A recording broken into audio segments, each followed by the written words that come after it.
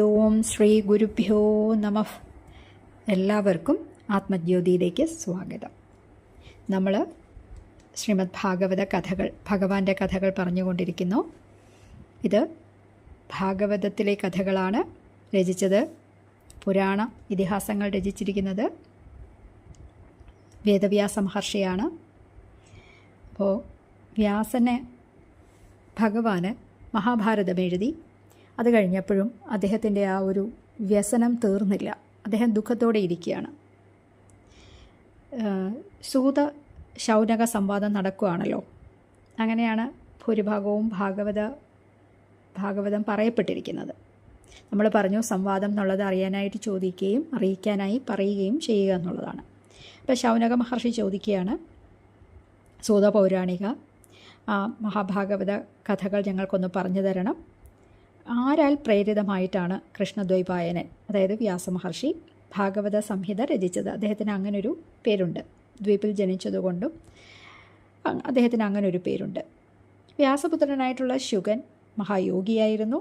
എല്ലാ ദേഹങ്ങളിലും ഒരുപോലെയുള്ള ദൃഷ്ടിയോട് കൂടിയവനായിരുന്നു. നിദ്രയൊക്കെ ജയിച്ച ആളായിരുന്നു. അപ്പോൾ അങ്ങനെയുള്ള ആളിന് അദ്ദേഹത്തെ പറ്റിയും ഒന്ന് പറഞ്ഞു തരണം. അദ്ദേഹം ഉന്മത്തനായി, ഭ്രാന്തനായി, ജഡനായി, മൂകനായി അങ്ങനെ നടക്കുന്ന ആളാണ്. അപ്പോൾ ഒരു ദിവസം ശുഗമഹർഷി പോവുകയാണ്. മുമ്പേ വ്യാസൻ പുറകെ പുത്രാന്ന് വിളിച്ചുകൊണ്ട് പോകുന്നു. ഒരു സ്ഥലത്ത് സ്ത്രീകൾ കുളിക്കുന്നു. അപ്പോൾ ശുഗമഹർഷി ദിഗംബരനാണ്, വസ്ത്രമില്ല. അപ്പോൾ സ്ത്രീകൾ അതൊന്നും ഗൗനിച്ചില്ല. അദ്ദേഹം നടന്നുപോയി. പക്ഷെ വ്യാസമഹർഷി വന്നപ്പോൾ സ്ത്രീകൾ പെട്ടെന്ന് കരയ്ക്ക് കയറി വസ്ത്രം ധരിച്ചു. അപ്പം വ്യാസൻ ചോദിച്ചു, അതെന്തുകൊണ്ടാണ് അങ്ങനെ? ശുഗമഹർഷി യൗവനത്തിലുള്ള ആളാണ്, വ്യാസഭഗവാൻ കുറച്ച് പ്രായമുള്ള ആളാണ്. അപ്പോൾ അവർ പറഞ്ഞു, അവിടത്തേക്ക് സ്ത്രീ പുരുഷ ഭേദമുണ്ട്, എന്നാൽ അവിടുത്തെ പുത്രന് അത്തരമൊരു ഭേദബുദ്ധിയില്ല, അതുകൊണ്ടാണ്. ഇനി എങ്ങനെയാണ്, ശൗനക മഹർഷി ചോദിക്കുകയാണ്, പാണ്ഡവ വംശജനായ രാജർഷി പരീക്ഷിത്തും ശ്രീ ശുഗനും തമ്മിൽ എങ്ങനെയാണ് സംവാദം ഉണ്ടായത്? ആ കഥയെന്ന് ഞങ്ങൾക്ക് പറഞ്ഞു തരണമേ എന്ന് സൂതനോട് പറയുകയാണ്. ആ പാണ്ഡവ യശസ്സിനെ വർദ്ധിപ്പിക്കുന്ന വലിയ രാജാവായിരുന്നു പരീക്ഷിത്. എന്തുകൊണ്ടായിരുന്നു ഗംഗാതീരത്ത് ചെന്ന് പ്രായോപവേശം, ആ സർവ്വസമ്പത്തും വെടിഞ്ഞ് ജീവൻ ത്യജിക്കുവാൻ തുനിഞ്ഞത്?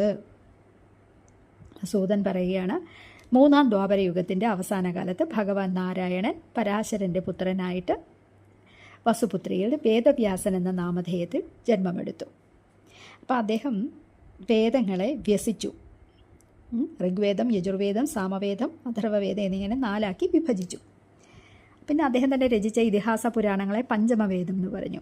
ഇതിനുശേഷം അദ്ദേഹം ഋഗ്വേദം പൈലനെ, യജുർവേദം കവിയായ ജൈമിനി എന്ന ശിഷ്യനെ, സാമവേദം വൈശമ്പായനെ, അഥർവവേദം സുമന്തുവിനെയും പഠിപ്പിച്ചു. അവരുടെ വേദങ്ങളെ ശിഷ്യപരമ്പരയായി വിഭജിച്ചിട്ട് നിരവധി ശാഖകളാക്കി എന്ന് പറഞ്ഞിരിക്കുന്നു. ഇങ്ങനെ ഇതൊക്കെ ചെയ്തിട്ടും വേദവ്യാസ മഹർഷിക്ക് മനസ്സിന് സ്വസ്ഥത കിട്ടിയില്ല. അപ്പം ഇനി വ്യാസനാരദ സംവാദമാണ്. വ്യാസമഹർഷിയുടെ അടുത്തേക്ക് ആര് വരുവാണ്? നാരദമുനി വരികയാണ്. അപ്പോൾ സൂതൻ പറഞ്ഞു, നാരദമുനി ആശ്രമത്തിൽ വന്നു. ആ സരസ്വതി തീരത്തുള്ള ആശ്രമത്തിൽ വന്നിട്ട് ശ്രേഷ്ഠാസനത്തിലിരുന്നു. വ്യാസമഹർഷിയോട് ചോദിച്ചു, അങ്ങ് എന്താണ് ദുഃഖിച്ചിരിക്കുന്നത്? എന്താണ് അങ്ങ് മഹാഭാരതം എഴുതിയല്ലോ, അതിലൂടെ ധർമാർത്ഥ കാമ മോക്ഷങ്ങളൊക്കെ പ്രചരിപ്പിച്ചല്ലോ, എന്നിട്ടും അങ്ങ് എന്താണ് ദുഃഖിച്ചിരിക്കുന്നത്? അപ്പോൾ പറഞ്ഞു, എനിക്കെന്തോ ഒരു കുറവ് അനുഭവപ്പെടുന്നു.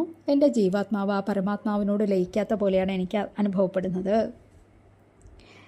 അപ്പം അങ്ങ് എല്ലായിടത്തും സഞ്ചരിക്കുന്ന ആളാണല്ലോ, അങ്ങ് എനിക്ക് ആ കാരണം എന്താണെന്നൊന്ന് പറഞ്ഞു തരണം. അപ്പം നാരദൻ പറഞ്ഞു, ഭവാന് വ്യാസമഹർഷി, അങ്ങേക്ക് ഭഗവാന്റെ നിർമ്മലമായിട്ടുള്ള ആ യശസ്സിനെ കീർത്തിക്കാൻ കഴിഞ്ഞിട്ടില്ല. അപ്പം ഏതൊരു ഗ്രന്ഥത്തിലാണോ സുന്ദര പദങ്ങളൊക്കെ ഉണ്ടാവും, പക്ഷേ ആ ത്രിലോകങ്ങളെയും പരിശുദ്ധമാക്കുന്ന ഹരിയുടെ ആ യശസ്സിനെ ഒരിടത്തെങ്കിലും വർണ്ണിക്കാത്തത് അത് കാക്കകൾ കുളിക്കുന്ന തടാകത്തിന് തുല്യമാണെന്ന് പറഞ്ഞു. അപ്പോൾ ഹരികഥകൾ പറയണം, ഭഗവാന്റെ കഥകൾ പറയണം എന്നാണ് വ്യാസമഹർഷിയോട് നാരദ മഹർഷി പറഞ്ഞു വെച്ചത്. അങ്ങനെ നാരദ മഹർഷി തൻ്റെ തന്നെ പൂർവ്വജന്മ വൃത്താന്തം പറഞ്ഞു കൊടുക്കുകയാണ്. എന്താണ്? വ്യാസമഹർഷി, ഞാൻ കഴിഞ്ഞ ജന്മത്തിൽ വേദജ്ഞരായ ഒരു കൂട്ടം മുനിമാരുടെ ദാസിയായിരുന്ന ഒരമ്മയുടെ പുത്രനായിരുന്നു. അപ്പം മഴക്കാലമൊക്കെ ആയിരുന്നു. ഒരിടത്ത് താമസിക്കുന്ന മുനിമാരെ പരിചരിക്കുന്നതിനുള്ള ഭാഗ്യം ആ നാരദ മഹർഷിക്കും കിട്ടി. അമ്മ അവരെ പരിചരിക്കുകയാണ്. അപ്പം കുട്ടിക്കാലത്ത് എനിക്ക് കളികളൊന്നും ഉണ്ടായിരുന്നില്ല. ഇന്ദ്രിയങ്ങളൊക്കെ തന്നെ അടക്കിയ പോലെയാണ് എനിക്കുണ്ടായിരുന്നത്. കളികളിലൊക്കെ വിരക്തനായിരുന്നു, മിതഭാഷിയായിരുന്നു. അവരെയൊക്കെ മുനിമാരെയൊക്കെ ശുശ്രൂഷിച്ചിരുന്നു. അപ്പോൾ അവർക്ക് എന്നിൽ നന്നായ കാരുണ്യം ഉണ്ടായി തീർന്നു, മുനിമാർക്ക്, നാരദ മഹർഷിയിൽ. അപ്പോൾ അവർ പാകം ചെയ്ത പാത്രത്തിൽ ശേഷിക്കുന്ന ഭക്ഷണം നാരദ മുനിക്ക് നൽകും. അപ്പോൾ അങ്ങനെ എൻ്റെ ബുദ്ധി പരിശുദ്ധമായി സത്കർമ്മങ്ങളിൽ താല്പര്യമൊക്കെ വന്നു. അവരാണെങ്കിലോ നിത്യവും കൃഷ്ണകഥകൾ ആലപിക്കുമായിരുന്നു. അപ്പോൾ എനിക്കും അതൊക്കെ കേട്ടിട്ട് എങ്ങനെ വന്നു, ഭഗവാനിൽ ഭക്തി ഉദിച്ചു. നമുക്കും അങ്ങനെയല്ലേ ഗുരുക്കന്മാർ നമുക്കിങ്ങനെ പറഞ്ഞു തരുന്നതും ഓരോ സപ്താഹങ്ങളിൽ കേൾക്കുന്നതും, ഇങ്ങനെ നമ്മൾക്കതിൽ ഭക്തി കൂടിക്കൂടി വരികയാണല്ലേ ഭഗവാനിൽ. അങ്ങനെ അപ്പോൾ എൻ്റെ ഭക്തി, നാരദമുനി പറയുകയാണ്, സുസ്ഥിരമായി തീർന്നു. ഈ നശ്വരമായിരിക്കുന്ന, ഈ നശിച്ചു പോകുന്ന ഈ ശരീരം തീർത്തും നശിച്ചു പോകുമല്ലേ, ഈ ശരീരം നശിച്ചു പോകും. ഇത് മായയാൽ കൽപ്പിതമാണ്. ശരീരമുണ്ടെന്ന് തോന്നുന്നത് പോലും മായ കൊണ്ടാണെന്നാണ്, ആ മായയുടെ വിക്ഷേപ ആവരണ ശക്തികൾ കൊണ്ടാണ് ഇതൊക്കെ നമുക്ക് ദുഃഖം ഉണ്ടാകുന്നതെന്നാണ്, ശരീരം ഉണ്ടെന്ന് പോലും തോന്നുന്നതെന്നാണ് ഗുരുക്കന്മാർ, ജ്ഞാനികൾ പറയുന്നത്. അങ്ങനെ ആ മഹാമുനിമാർ ഭഗവാന്റെ നിർമ്മല യശസ്സിനെ വാഴ്ത്തുന്നത് കേട്ടിട്ട് എനിക്ക് സാത്വികീ ഭക്തി ഉണ്ടായി വന്നു എന്ന് പറഞ്ഞു. അപ്പോൾ അവർ പോയി. കുറച്ച് കഴിഞ്ഞ് പോകുന്ന സമയത്ത് അവർ ഭഗവാന്റെ രഹസ്യം നിറഞ്ഞ ജ്ഞാനം എനിക്ക് ഉപദേശിച്ചു തന്നു. അതുകൊണ്ട് തന്നെ കർമ്മയോഗം ആയിട്ട് കർമ്മങ്ങളെ അനുഷ്ഠിക്കണമെന്ന് ഞാൻ മനസ്സിലാക്കി.